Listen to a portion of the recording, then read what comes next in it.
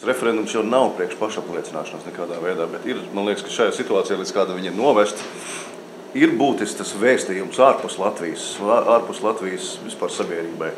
Tuvākajai sabiedrībai, austrumos, vispār starptautiskajai sabiedrībai pateikt, ka īstenībā tas miljons, kas varētu nobalsot par, pret likuma grozījumiem, ir tomēr būtisks spēks.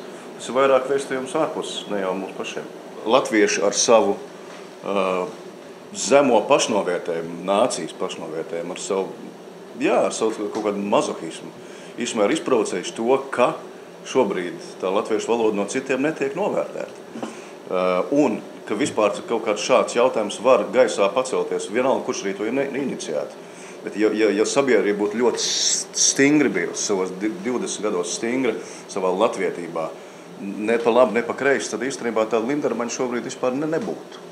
Tā kā no tā viedokļa raugoties, latvieši ir atbildīgi par šo situāciju. Dzīvi jau viņš padara interesantāk vismaz. Paskatieties, cik daudz cilvēku ir par ko runāt. To vienu no tēmu pēdējos mēnešus. Viņam, es vispār viņā redzu, viņš ir tāds piektā gada cilvēks. Viņš varētu būt tāds, kurš staigā ar bumbām un sliktos ar ierēņu spridzinu. Tā ir viņa īstā vieta. Viņš man liekas kaut kā nepieder tādai civilizētai modernai valstī. Viņam ir vienkārši citur viņš jādzīvo. Viņš ir apmaldījies laikā, bet nekas. Kādā ziņā es jau saku, ka šāda veida lietas tās ir, un tās ir tas mūsu mantojums. Un jo vairāk mēs savā pašcieņā būsim stiprāki savā latvietībā. Un tas, ja tas mums būs būtisks, tad mums praktiski būs vienalga, vai tā cilvēki ir. Un viņi izkristalizē, daži pazudīs, daži kaut kur aizbrauks, daži mainīsies. Tas ir nevienā valstī jau nekur, nevienā valstī nav visi cilvēki, kur dievināt to valsti, kur viņi dzīvo. Nekur tā nav.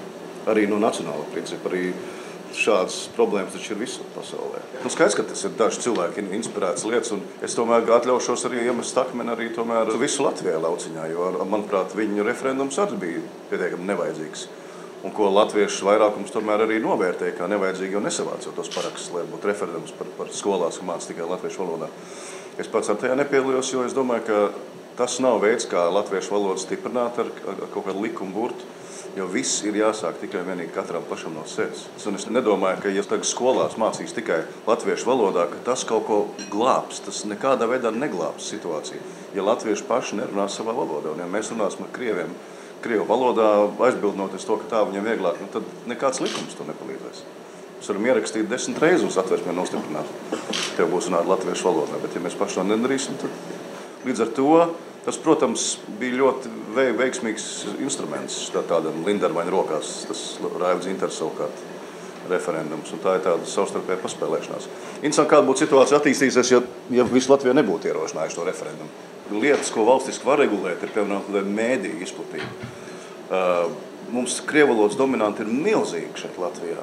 Sākot no visām televīzijām, ir pat bijuši tādi precedenti, ka vienlaicīgi 5 Latvijas kanālos notiek raidījumi krievu valodā. Vienlaicīgi.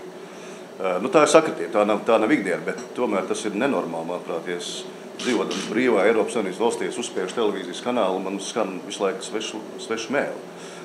Tas ir viens. Otrs, manuprāt, krievu valodā jau sen vajadzēja noņemt kaut kā privileģēts valodas status tā mēdī telpā, ka viņi kaut kādā veidā netiek dublēti.